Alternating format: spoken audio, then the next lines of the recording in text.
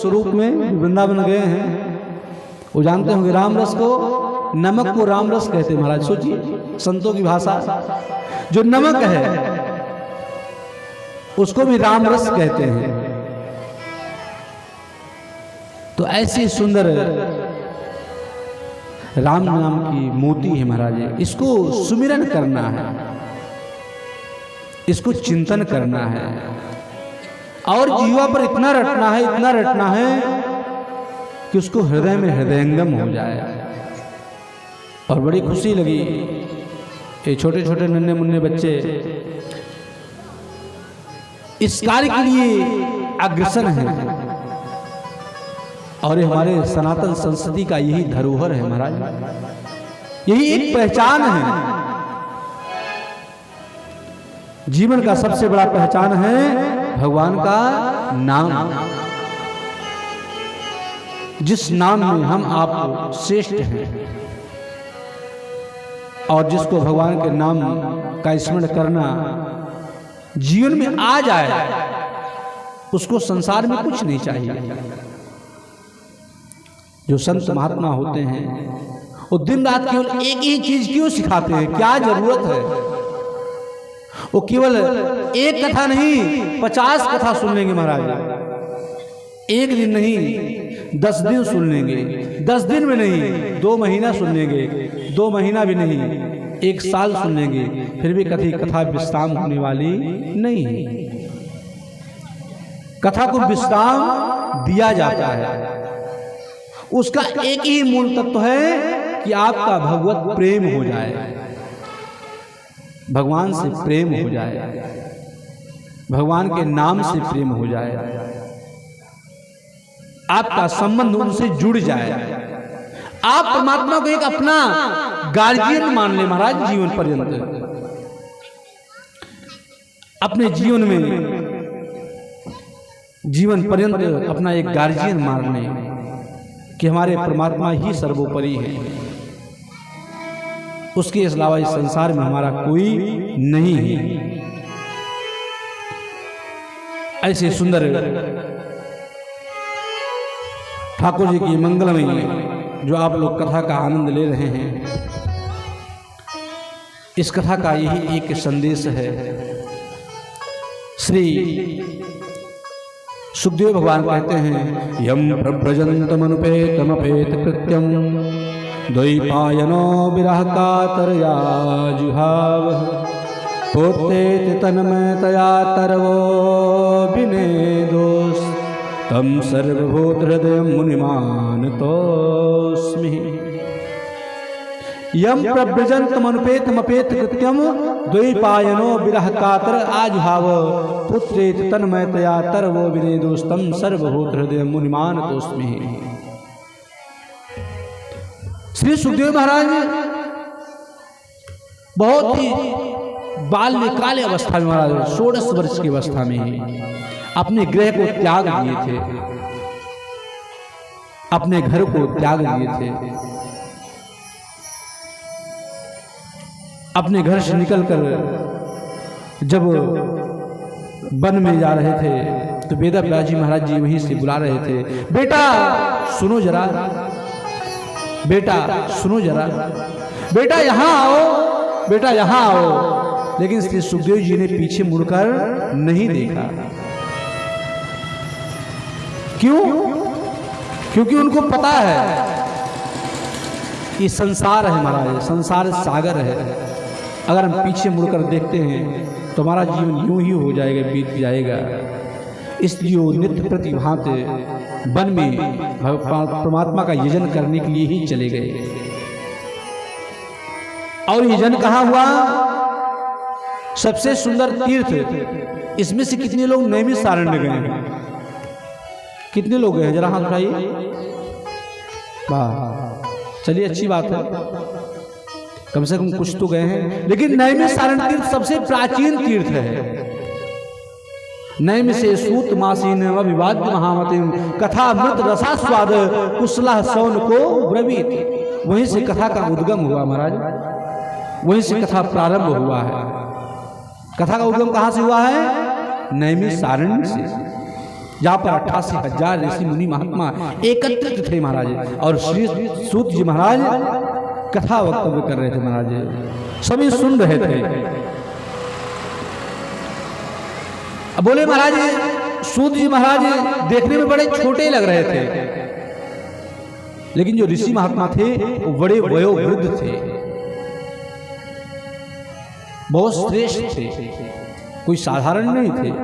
बोलते धन वृद्धा बल वृद्धा आयु वृद्धास्तथैवचा ते सर्वे ज्ञान बुद्धस्य किंकरा शिष्य किंकरा।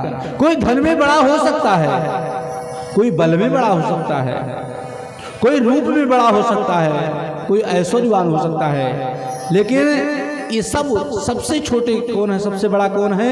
वो जो महाराज ऐश्वर्य ज्ञान में श्रेष्ठ है, जो ज्ञान में श्रेष्ठ है वही सबसे श्रेष्ठ माना जाता है संसार में।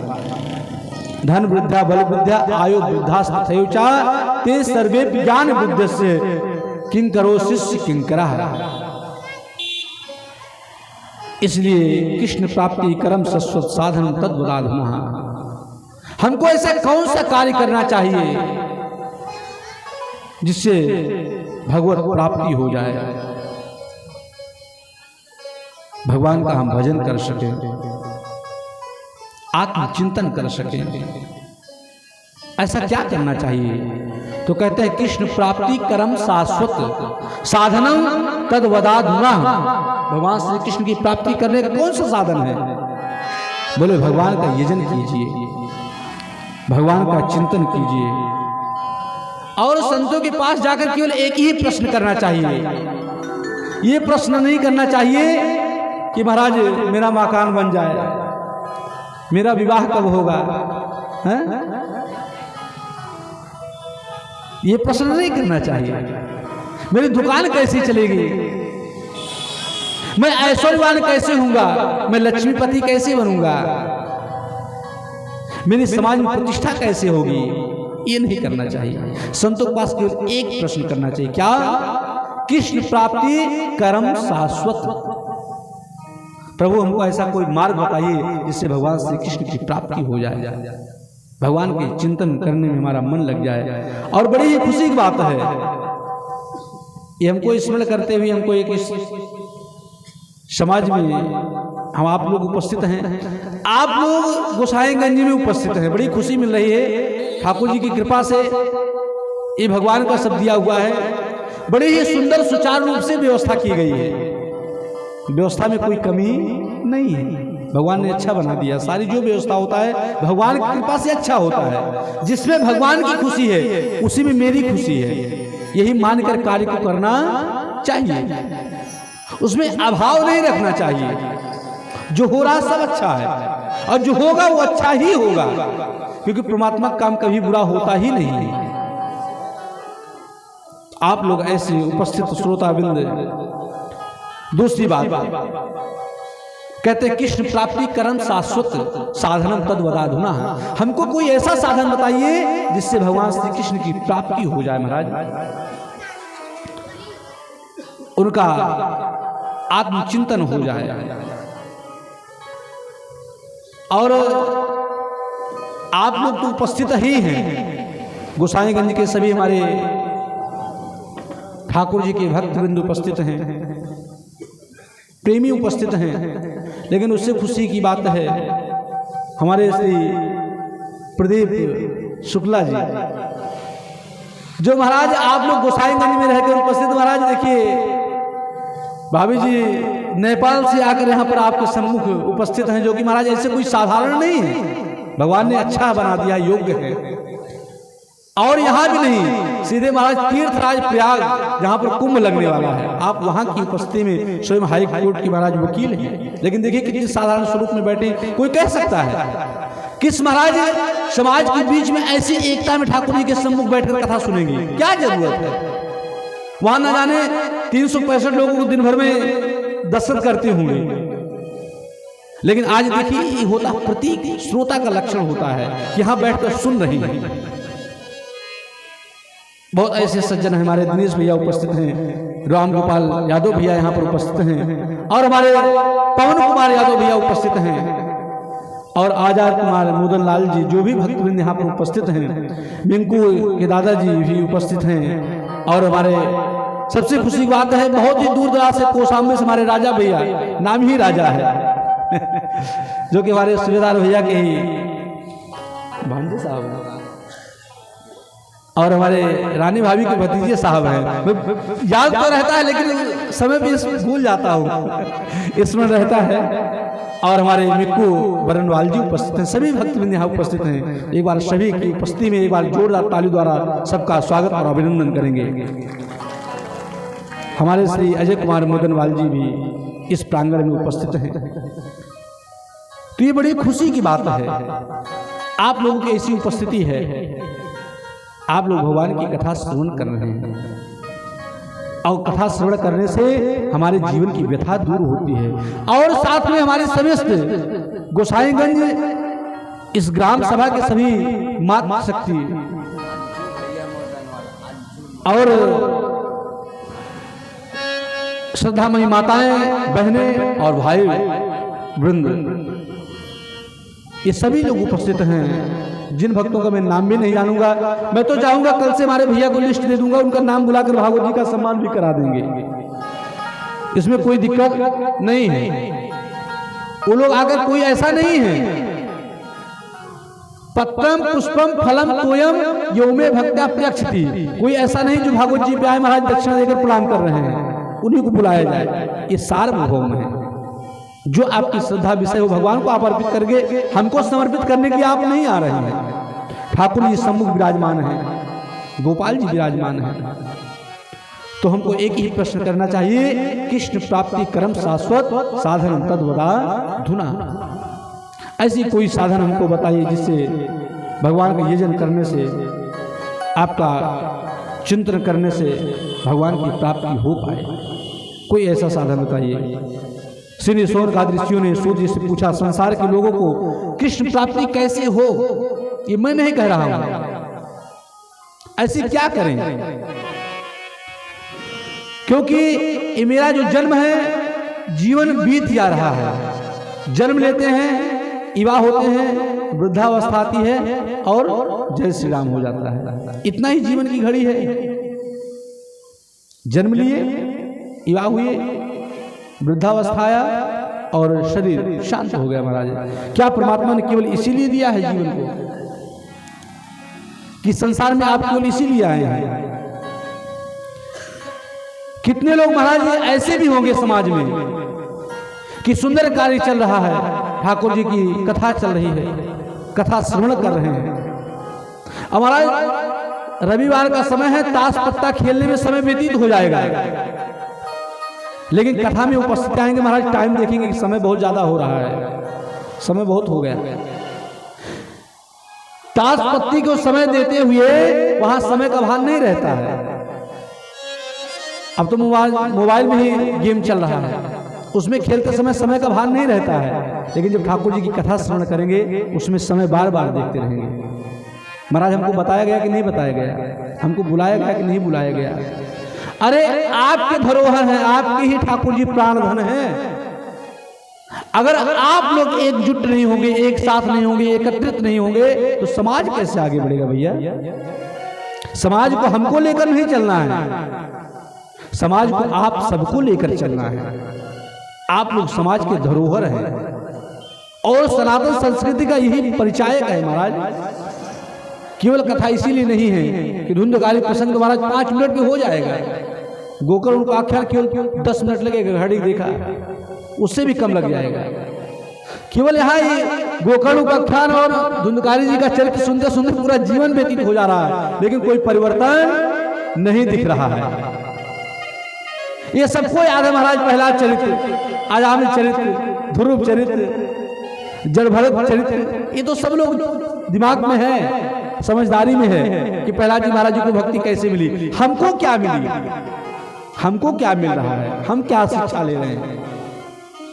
अन्य दोष गुण चिंतन मासुक्ता, दूसरों का दोष देखना और दूसरों का गुण देखना, इसी में मेरा पूरा जीवन चला जा रहा है। अरे कम से कम गुण ना देख सको तो तुम दोष की वृत्तियां ना रखो मन में, अच्छा ना कर सको तो बुरा करने का प्रयास तो ना करो। लेकिन हम उसी में अन्य गोष गुण चिंतन मास मुक्ता, अपने पूरे बुद्धि और विवेक को केवल किसी के अच्छे और बुरे में ही पूरा व्यर्थ गंवा दे रहे हैं। लाभ कुछ नहीं है, घाटा किसका? हमारा और आपका।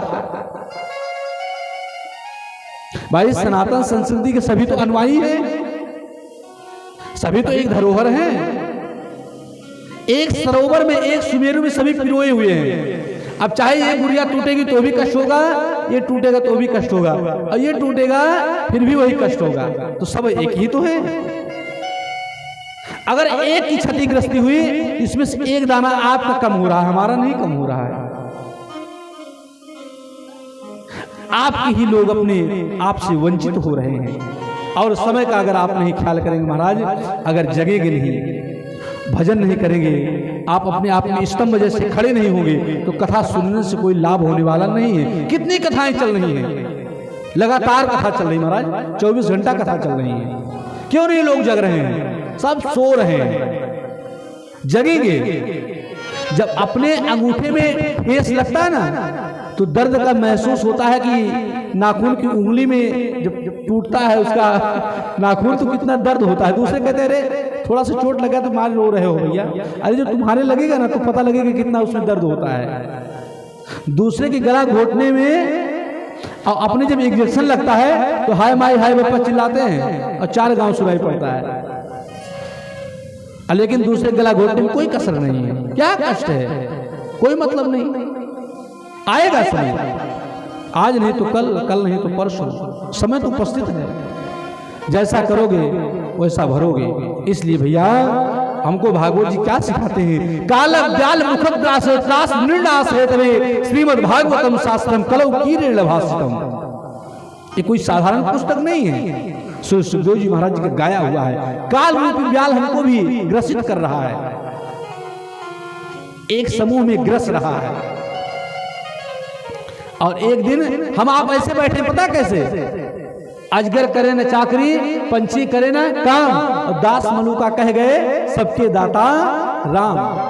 हम लोग कैसे बैठे हैं? जैसे एक अजगर होता है, वो कभी अपने लिए घर नहीं बनाता है, वो दूसरे के घर को ही अपना घर मान लेता है। बेचारे चूहा मेहनत करते हैं, चूहा घर बनाते हैं, और बास कौन करता है? अजगर। इसी तरह हम आप सो रहे हैं। बनाओ घर, कितना घर बनाओगे? आप बास नहीं कर पाओगे। इसलिए समझो सूत्र को और समझदारी का परिचय बनो महाराज। यही तो हमारे सनातन संस्कृति है। मोहनि सासम सोवन हारा, देखहि सपन अनेक प्रकार। मोह निसासम सोवन हारा, देखहि सपन अनेक प्रकार। मोह निसासम सोवन हारा, मोह निसासम सोवन हारा। देखहि सपन अनेक प्रकार। मोह निसासम सोवन हारा, देखहि सपन अनेक प्रकार। मोह निशा सब सोवन हारा, और देखें स्वप्न अनेक प्रकार। केवल सो रहे हैं, सुबह टीवी खोलकर देख रहे हैं, और फिर स्विच को बंद कर दे रहे हैं, फिर सो जा रहे हैं, फिर देख रहे हैं, चाय पी रहे हैं, पेपर पढ़ रहे हैं, यहाँ पर इतनी घटना घटी, फिर एक कप चाय लिए, एक बिस्किट लिए, यहाँ पर इतनी 16 गाड़ी इतना ऐसी हो गया, इतने लोग बेचारे घायल हो गए, फिर चाय लिए, बिस्कुट को तोड़े, फिर चाय रख दिए। अगर वही घटना कोई हमारे परिवार अथवा स्वजन का बीच का कोई उस बस में होता तो क्या करते? चाय का प्लेट, चाय का कप वहीं छूट जाता। क्यों? क्योंकि उससे मोह है। इसी तरह हम आप सो रहे हैं, सो की निद्रा में, और स्वप्न क्या देख रहे हैं? अनेक प्रकार की। मैं ऐसे नहीं ऐसे करता, मैं ऐसे नहीं ऐसे करूंगा। अरे परमात्मा स्वयं प्रकट नहीं होंगे। परमात्मा किसी न किसी को भेजेंगे, अपने अनुयायियों को भेजेंगे, अपने भक्त को भेजेंगे, अपनी समाज को भेजेंगे। स्वयं भगवान आसमान को तोड़कर हमारे घर में नहीं आएंगे। आएंगे क्या? अच्छा, भगवान आएंगे ही क्यों? भगवान बेचारे 2 ठी इलायची दाना, 1 गिलास दूध अलमारी में बंद। खुशी खुशी तो बहुत सेवा करती है, बच्ची बैठी हुई है, ये तो महाराज एक जल भी नहीं पीती है। बहुत अच्छी बात है, भगवान कृपा करें, ऐसे सुंदर ठाकुर जी बना रखे। तो भगवान बनना कोई बहुत बड़ी बात नहीं है। भगवान करते क्या है? खिड़की बंद किए, 1 गिलास दूध रख दिए, प्रभु हम जा रहे हैं 56 भोग छानने, आज निमंत्रण है, आज फंक्शन में जा रहे हैं, आप दूध से ही काम चला लेना। मतलब हमारा पेट भरना चाहिए, और उनके पास 1 गिलास दूध रख दिया, बस हो गया काम। अब वहां अपना 56 प्रकार के व्यंजन छानेंगे। अब भगवान के पास 1 गिलास दूध रख दिया, हो गया सेवा। भगवान अपने परिवार को स्वयं भेजते हैं, भगवान स्वयं उतर कर नहीं आएंगे। बस इसको समझने की आवश्यकता है। इस श्लोक सुनिएगा बड़े ध्यान से। बोले कैसे? बोले महाराज, ये मानव की सबसे बड़ी भ्रांति है कि वो चिंता ज्यादा करता है, चिंतन नहीं करता है। क्या करता है? चिंता। और चिंता चिता के समान होती है। हमको आपको चिंतन करना चाहिए, हम आप चिंता करते हैं, चिंतन करते नहीं, और चिंता ज्यादा करते हैं। और ज्यादा चिंता करने से होता क्या है? केवल मानसिक प्रॉब्लम। चिंतन मतलब टेंशन, टेंशन, सन मतलब सूरज, और टेन मतलब 10। यहाँ एक सूर्य की गर्मी तो महाराज लीला परंपार है, पार ही नहीं कर पा रहे हैं, और 10-10 सूर्य की गर्मी को अपने हम सर पर लेकर ढोएंगे, क्या होगा? मस्तक रहेगा कि नहीं रहेगा? है? इसलिए ज्यादा चिंता करने का विषय नहीं है। जो होगा अच्छा होगा, आप साथ कभी बुरा होने वाला नहीं है। दूसरे साथ अगर हम गड्ढा करेंगे तो मेरा गड्ढा पहले ही खुद जाएगा। महाराज इस संसार की नीति है। अगर आप दूसरे का अनित करेंगे तो आपका अनित होगा। एन केन प्रकारेण।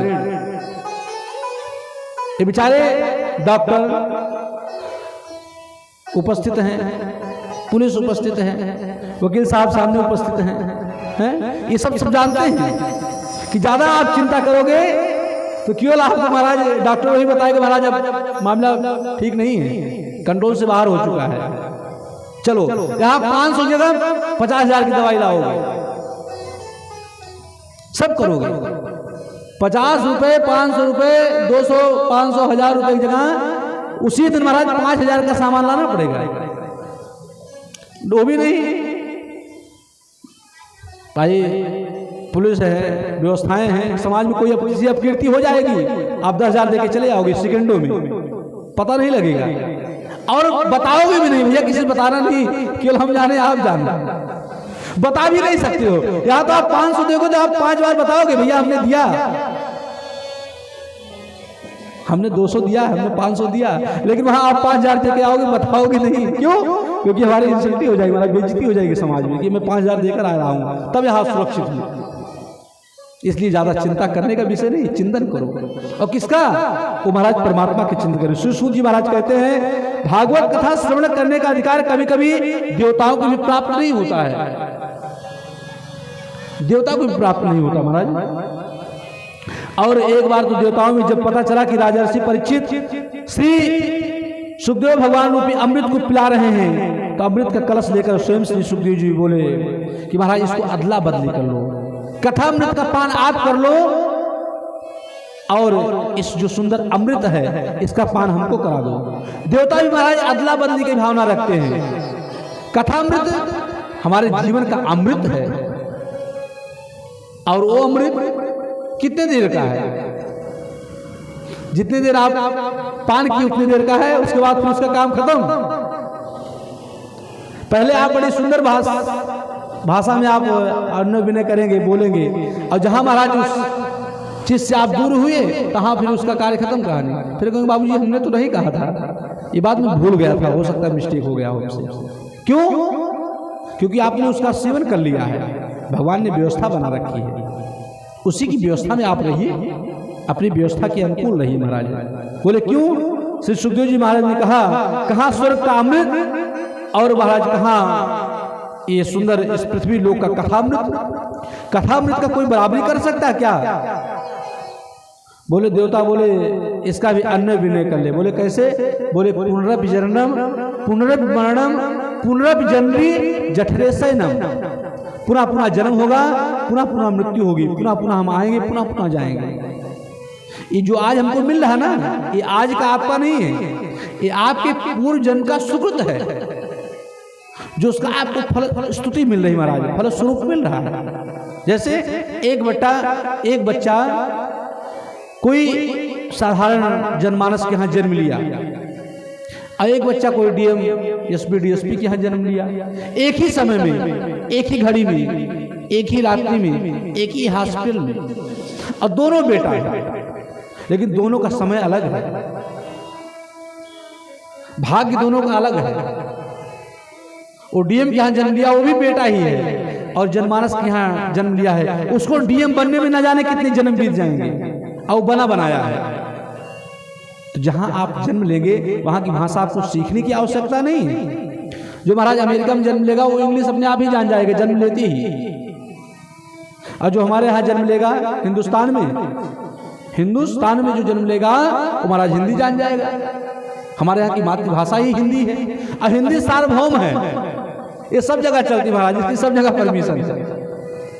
आप कभी और भाषा नहीं जानते हैं तो हो सकता है कहीं फंस जाए, लेकिन हिंदी अगर जाते हैं तो फंसेंगे नहीं, धीरे धीरे अपने आप रास्ता पकड़ लेंगे। इसलिए हिंदुस्तान में तो हिंदी का स्वाभाविक प्रेम है, और अपनी मातृभूमि से प्रेम रखना ही चाहिए। बोले महाराज अभक्तास्तास विज्ञाय ना ददौसा कथामृतम श्रीमद्भागवती वार्ता सुराणाम दुर्लभा। देवता लोग जान गए तो महाराज कथामृत का पान देवताओं को नहीं कराए। बोले क्यों? बोले अभक्त समझकर, क्योंकि श्रोता दो प्रकार के होते हैं। कितने प्रकार के होते हैं? दो की तीन की एक, तीन प्रकार के होते हैं। आप लोग भी हमको बुलवा देंगे। श्रोता तीन प्रकार के होते हैं। एक श्रोता सच्चे श्रोता, दूसरे सोता, और तीसरे सरवता। सच्चे श्रोता कौन होते हैं? कि महाराज कथा का समय हो गया, अपने समय पर उपस्थित हो गए, चलो भैया कथा प्रारंभ हो रही, भगवान की कथा है, श्रवण करना चाहिए, कुछ ज्ञान तो हमको मिलेगा। ये होते हैं सच्चे श्रोता। और दूसरे क्या होते हैं? सरवता, जिससे सुपारी काटी जाती है, ना अपना सुनेंगे और ना दूसरे को सुनने देंगे। अगर कोई आ रहा होगा कह रहे महाराज कहाँ जा रहे हो ठंडी में, अरे आओ आंख वाँख सेको, कहाँ आप चक्कर में पड़े हो, तुम भी भगे जा रहे हो, यहाँ सुनाई तो पड़ रहा है कान में ना, आओ आनंद लो, यही सुना जाए, यही से आनंद दिया जाए। अरे मंच थोड़ा ऊंचा हो गया है, अरे व्यास जी तो हाँ ठीक है, बढ़िया व्यवस्था बना हुआ है, थोड़ा सीढ़ी इधर से इधर होना चाहिए, ये कुर्सी थोड़ा ऐसे रहना चाहिए महाराज, पर्दा थोड़ा नीचे बांध देना चाहिए, हवा आ रही होगी। वो ना करेंगे और स्वयं के पास परेशान करने के लिए उपस्थित खड़े रहेंगे। ये होते हैं सरवता। सरवता जो सुपारी को काटती है, ना अपने सुनेंगे ना दूसरे को सुनने देंगे। और सबसे अच्छे सोता, कोई मतलब नहीं, कान में चुन मार के रुई लगाए, रजाई ताने, आराम से सो गए, कोई मतलब नहीं भैया, हम सुनेंगे नहीं, जाएंगे कहाँ से, लो कम से कम उससे सरवता से अच्छे सोता है। सरवता से लाख अच्छे कौन है? सोता। इसलिए कम से कम वो नहीं सुन रहे तो डिस्टर्ब भी नहीं कर रहे हैं। इसलिए भैया सरवता न बनो, सच्चे श्रोता बनो, जिसको हमको आनंद लेना है, नहीं तो आनंद चला जाएगा फिर मिलने वाला नहीं है। फिर बोलते हैं कैसे? बोले श्रीमद् भागवतों के प्रत्यक्षा की ही, भगवान के लिए कथा का स्थान कैसा होना चाहिए? स्थान, गान, ज्ञान, ध्यान और कान, 5 चीजें बताए हैं शौनकादिक ऋषि। बोले कथा के लिए स्थान कैसा होना चाहिए? बोले एकांत बड़ा रमणीय स्थान होना चाहिए, सुंदर स्थान होना चाहिए, जहाँ पर व्यास जी की आवाज श्रोता सुन सके और श्रोता ठाकुर जी की मंगलमय कथा को बढ़िया चिंतन आत्मचिंतन करते हुए सुने। बोले अच्छा। बोले दूसरी बात, भागवत का गान केवल वक्ता ही बोलते ना रहे महाराज, सुंदर आनंद दिया जाए, गान भी होता रहे, मंद मंद भजन भी चलता रहे, कीर्तन भी होता रहे। क्यों? क्योंकि महाराज हमको आलस नहीं आएगा, क्योंकि कथा में निद्रा देवी पहले पहुंचती है और सर पर बैठती है, कहते हम सुनने नहीं देंगे, तुम सुनो, हम सुनने ही नहीं देंगे। लेकिन महाराज वक्ता भी कौन कुशल, कहे महाराज तुम सुनने नहीं दोगे, हम सुनाने के लिए ही तैयार है, नींद अपने आप भाग जाएगा। फिर बोले तीसरा ज्ञान, जिसको सुने उसको बड़े ही चिंतन करें कि क्या शब्द कहा गया मेरे लिए क्या अनुकूल है, हमको ग्रहण क्या करना है, हमको चिंतन क्या करना है। और चौथी बात हमारा ध्यान, जब कथा सुनने बैठे तो हमारा ध्यान ये नहीं होना चाहिए सास जी बैठी है तो बहू पता नहीं रोटी बनाई कि नहीं बनाई,